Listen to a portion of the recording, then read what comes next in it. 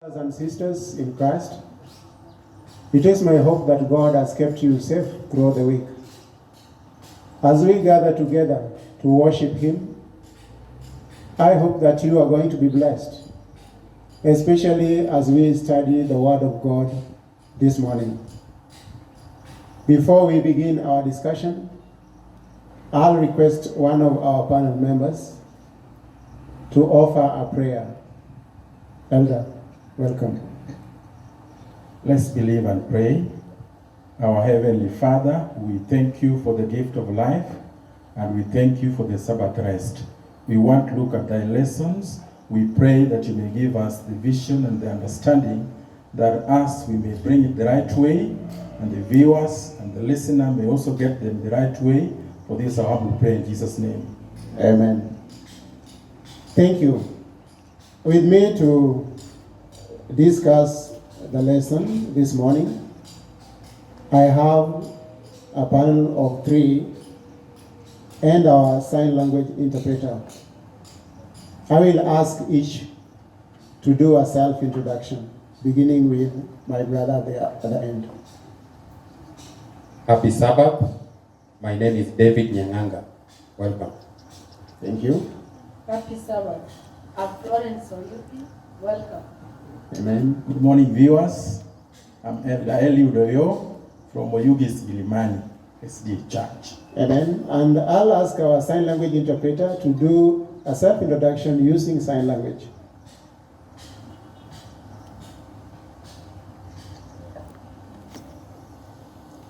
Thank you. I hope he's done it. My name is Daniel.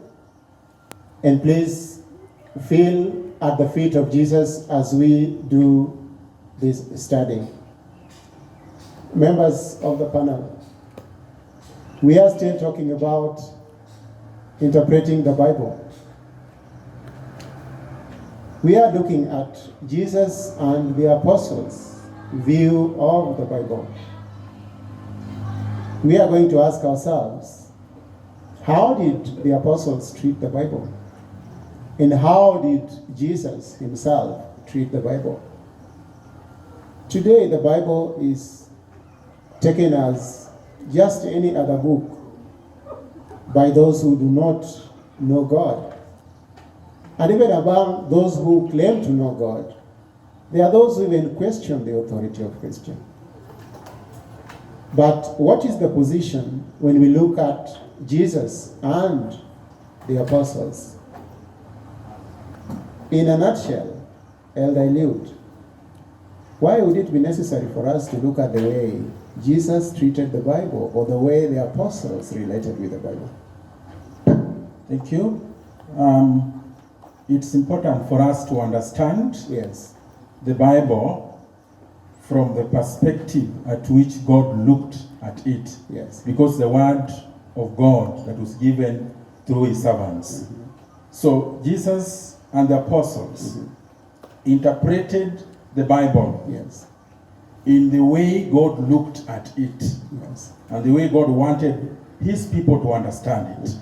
So it is also important for us to understand how God looked at his word as written in the word in the Bible for us to be able to interpret it rightly. All right. Sister Florence, something to Thank you so much. We really need to look at the way Jesus and the apostles view the Bible to help us do away with the misconceptions and the reinterpretation of the Bible by people who are not inspired. Yes. All right. Dave, anything to add? The apostles of Jesus were people who stayed with Jesus in his time. Yes. The writer was trying to make us reflect back on what the apostles thought about the Old Testament people, what they said about the scripture, and that's what we're going to study today. All right. The Bible says in Matthew 4, verse 4, New King James Version, "But he answered and said, It is written, Man shall not live by bread alone, but by every word that proceeds from the mouth of God." Brothers and sisters, you realize that those are the words of Jesus during the temptation. It is written. Sister Florence, How did Jesus make the Bible a tool in his response to Satan's temptations? Okay, thank you so much. Jesus used the Bible, at least during his temptation, because we realize that before the temptation of Jesus, Yes. he had been given the Holy Spirit, Yes. which inspired him Yes. to overcome the devil, to defend himself. Yes. And then Jesus was actually tested in three major areas. One of them was the appetite. Yes. And then Jesus had to answer through the appetite that it is not, it is only the word of God, Yes. not really the food that people eat. So it is actually, I believe, that the word of God is the ultimate Yes. standard and foundation of our faith. So Jesus built on that. And again, Jesus talked about the other temptation as it is written, because it was in three phases. Yes. The other one was the word of God as the love of the kingdom and the glory. Yes. So here again we see Jesus' response to that. He says, it is written. Yes. And you shall not worship the Lord your God, and his only him shall you serve. That one also reminds us that it is only the Bible Yes. and the word of God that will enable us to understand that only God is the only God that we need to serve. Yes. And finally, the devil goes on and talks about the love of display and on the presumption. That again also Jesus talks about it. Yes. And Jesus' response was that you should not tempt the God, they were God. Yes. So, and it used the Bible. So basically what we are learning from that is that the Bible is the greatest authority that enables each Christian at least to build on his faith. Yes. So it is the foundation and the standard, ultimate standard of our faith. Amen. Yes. Thank you very much, sister, for that input. The Bible alone should guide our choices. It is the only standard of character. And if Christ could rely on the Bible to defend himself against the temptations of Satan, what is the position today, Elder Eliud? Thank you. Jesus himself was God. And he could have as well answered the devil Yes. authoritatively from his wisdom. Yes. But he chose to use the Bible. Amen. He was giving authority to the Bible. Because he was God, but he chose to use how it is written in the Bible. Yes. So even us today, we should depend on the Bible. On the Bible. Dave? Thank you so much. Dependence on the Bible requires that we have it in our hearts, Yes. we master it in our minds, Yes. so that when there arise times of need, we capable of mentioning and quoting from the scripture, even without speaking it verbally, you have it in your mind and you overcome temptation. Amen. Thank you. So as children of God, we should learn to be heavily reliant on the Bible. Last week we learned that the Bible should govern our behavior. All aspects of our lives should be governed by Scripture. And it is only the written word that will be our defense, especially in these times of trial that God's people are going through. Jesus and the law. Did Jesus expect his disciples to obey the law? Today, many people argue that the law is not important because it is the grace that is important. But let's hear from Elder Eliud. Did Jesus expect his disciples to obey the law? Thank you, Elder. If you look at the book of Matthew, Yes. chapter 5, Yes.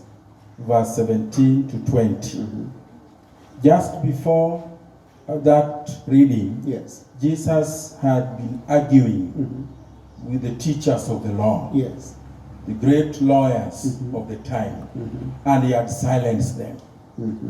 So he left these people wondering whether their understanding of the law Yes. was like Jesus did not value the law. So he made it very clear after he had disputed their misunderstanding of the law. Yes. He says in verse 70, let's read it, of chapter 5. Do not think that I have come to do away with the law, Yes. but to fulfill them. So he wanted them to understand Yes. what the written law, how it's supposed to be interpreted from God's perspective, Yes. not from the human's perspective. Yes. And he even went ahead and said that whatever is written in the Bible, not even an inch will disappear. Yes. So he made more authority to the law. Then in Matthew chapter 22, from verse 37, Yes. he was then asked, Yes. which of the laws is the greatest? Yes. And he technically answered them in that verse Yes. that there are two laws. One, he says, love the Lord your God with all your heart, Yes. and with all your soul, and with all your mind. Yes. Then I said, the next part of the law is love your neighbor as you love yourself.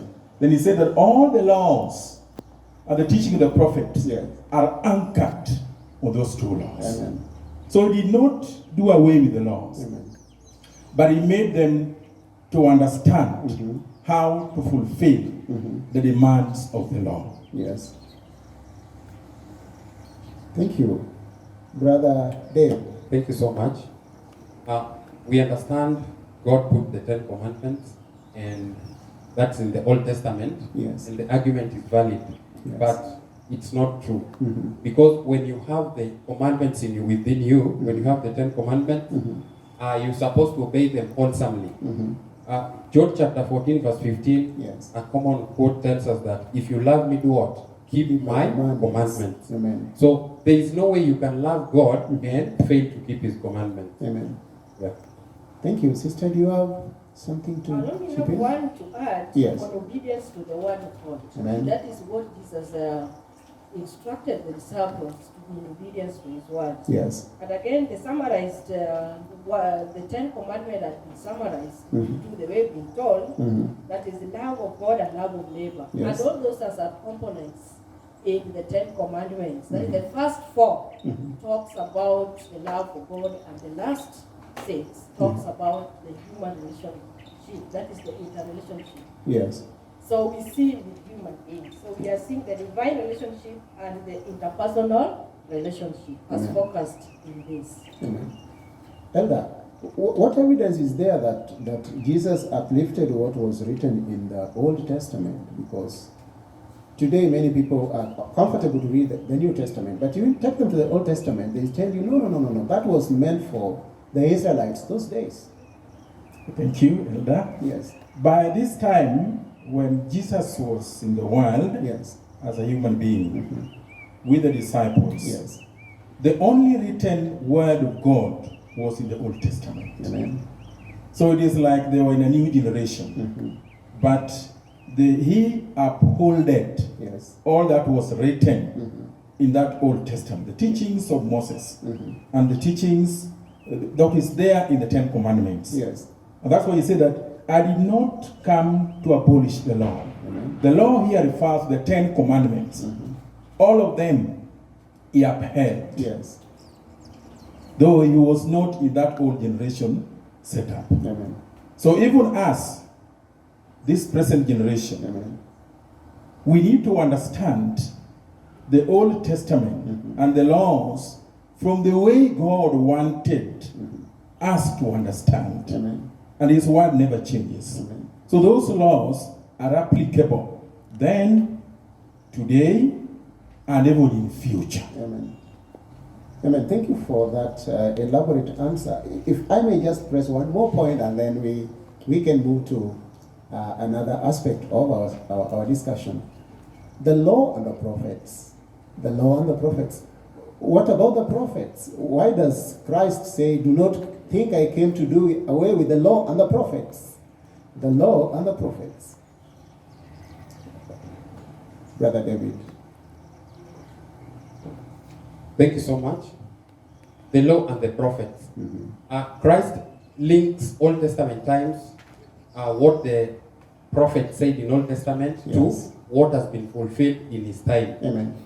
It tells his disciples that beginning at Moses, meaning Moses mentioned this earlier in the Old Testament. Yes. So he's trying to fulfill the fact that what had been said earlier is actually happening. Amen. Yeah. Sister, something to add on that? The law and the prophets? Yes, just to add on the law and the prophets, is that the Old Testament prophets and the law, most of the religious leaders believed in the law and the Old Testament. Yes. And Jesus had to take them back if they were really against the teachings of Jesus. He referred to them to the Old Testament prophets. And whatever the Old Testament said were fulfilled in him. Yes. And that's a sure way that he believes in the Old Testament teachings the way the Israelites or the Jewish people believed in the Old Testament prophets and the law. Amen. Elders, something I can see you have something to all the prophets obeyed the law. Amen. Jesus and his disciples obeyed the law. Amen. So if we claim to be his servants or his disciples of this generation, then we have also to obey the law, because there is no any particular time that any part of the laws were abolished. Amen. We have to stick to that. Amen. Thank you very much.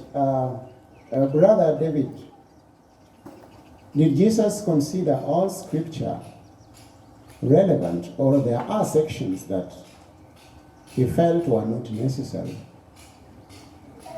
Christ considered all scripture relevant. We have evidence. Let's begin from, we are given Luke 24 verse 13. Yes. Let's read Luke 24 verse 44. And he said unto them, these are the words which I spake unto you while I was yet with you, that all things must be fulfilled which were written in the law of Moses, Amen. and in the prophets, and in the Psalms concerning me. Amen. We are told after the death of Christ, his followers were confused. Yes. And they were in doubt of what to expect about Jesus. Yes. And Christ gave us an assurance when he speaks about Luke, talks about Luke 24:44. Yes. He says, these are my words, that everything written about me in the law of Moses and the prophets and the Psalms must be what? Must be fulfilled. Amen. Yeah? Then we are given again that Jesus then opened their minds to understand the scripture. We continue, and when we jump to Matthew 28 verse 19. I would like us to read Matthew 28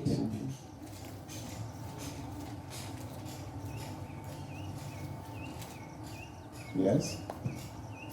we are told, and Jesus came, 28 verse 18, and Jesus came and spake unto them, saying, all the power is given unto me in heaven and in earth. Go ye therefore and teach all nations, baptizing them in the name of the Father and the Son and of the Holy Ghost. Then very important, teaching them to observe all things whatsoever I have commanded you. We need to highlight the word all. Amen. Yeah? When Jesus talks about him in the scripture, all scripture, not part of the scripture, Yes. the whole scripture. In Matthew 28 verse 20, he said, teaching people to observe what? All that I have done what? I have commanded thee.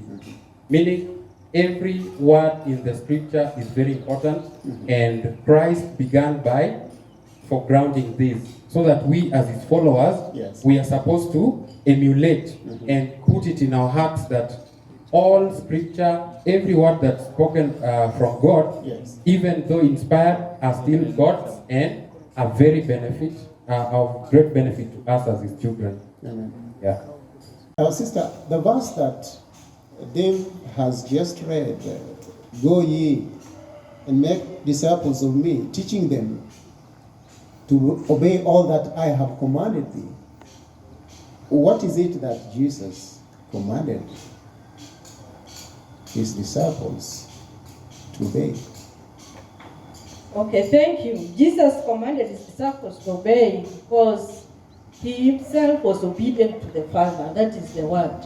So everyone else has to be obedient to the law and the teachings. So that's why he commanded people, go ye and do likewise. Mm-hmm. Thank you. Then something to add on that before we move. Jesus and all scripture.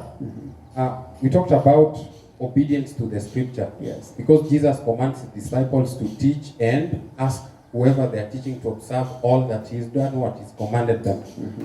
We realize as Christians that the moment doubt is exhibited in God's word, there would be, the moment doubt is exhibited in God's word, we are told the same can even be to more precise truths. Yes. Even the most precise truths cannot be understood, and people will be questioning and not be fair with them. Yes. Elder Leo, beginning at Moses and all the prophets, he expounded to them in all scriptures things concerning himself, beginning at Moses. I did not fully understand what that meant, beginning at Moses. Thank you. That was a time of great disappointment in the life of the disciples. Yes. They had, in their understanding, they thought the Messiah would make them free, get them freedom from their colonialists. Yes, yes. So he will take them so that they can live freely as a free world. Just a minute, the colonialists, who are The Romans. Okay. They were under the Romans. Thank you very much. Yes. Yeah, So when Jesus was imprisoned and he died, yes, yes. and they saw him being buried, they became confused. Yes, yes. They were disappointed and confused. So when Jesus had resurrected, Yes. it was important for him to make things right with his disciples. Amen. That's why when he went and met these two on the road to Emmaus, he started explaining to them Yes. his life, how it was written from Moses' time Yes. up to the time that he had to die, Yes. so that they could be able to understand. He made it clear that his life was actually a fulfillment of whatever was written in the scriptures. Amen. So anytime, even as Christians, when we get disappointed and we are wondering whether God is really there, the problem is not on the scripture. It is our understanding of the scripture, which he tried to explain, and after explaining, the disciples got fired. Amen. And they now could go on and spread that gospel. Amen. So if Jesus could care enough to provide the link between Moses, the prophets, and what was happening at his time, how more important then it is for us as God's children to look at scripture as a whole. Sister Florence, from the way Jesus related with the Bible, what can we learn about the origin and the history of the Bible? From the way he handled the Bible, from the way he related with it, from the way he made references to it. Okay, from the way Jesus related the Bible, we can say that it claims that the origin of the Bible is found in God. And therefore, Jesus actually brings out the idea of the ultimate authority of the word coming from the Bible, not from God. So here, if we look at the source being God, let's see what Jesus was referring to in the creation story. In Genesis chapter 19, verse 4, which says, it says that he answered, have you not read that he who made them from the beginning made them male and female? That is a quotation from the book of Genesis. So Jesus is deriving the origin of the Bible from the Creator, and the Creator is God, and God is the Word, and Jesus is the Word. Amen. Amen. Just to cut you short, Yes. before we proceed, have you not heard, right? Heard from who? Yes. Elder? From the scriptures. Amen. Because they have been reading the scriptures and certain things appear, or was appearing to be different. Like this issue of the marriage. Yes. When this person asks, if this lady is married, and the husband dies, and then another one inherits her, Yes. and dies, another inherits, they now refer them to the scripture. Have you not heard? Even the aspect of divorce that is that Moses gave them was as a result of sin. Yes. But in God's perspective, the two that He has joined together, none should separate until death do them part. But because of sin, certain things have been allowed. Yes. Some adjustments have been allowed to happen in the human history. But God's perspective remains the way it was from the beginning. Yes. Brother Dave. Allow me just to read a quote from The Desire of Ages. Yes. As a child, page 68. We are told, as a child, Jesus manifested a peculiar loveliness of disposition. His willing hands were ever ready to serve others. Yes. He manifested a patience that nothing could disturb, and truthfulness that would never sacrifice integrity. So you can see from the onset, Christ had the word of God. Him as a human being had the word of God and showed that integrity all through his life. This is an example we as Christians we're supposed to do what we're supposed to emulate. Thank you. Thank you. So in other words, when Jesus referred to any aspect of scripture, then it means that to him that was God speaking. Because the Bible is the word of God. Elder, the apostles and the Bible. We've looked at how Jesus treated the Bible. How did the apostles relate with the Bible? Thank you. When Jesus had left, had risen to heaven, the disciples, the apostles, were now left on their own. They are now to stand on their own. Yes. And when you look at how they were spreading the gospel, they specifically relied on the scripture. Yes. The way their master taught them. Yes. So anything they were doing, they were referring to the scripture.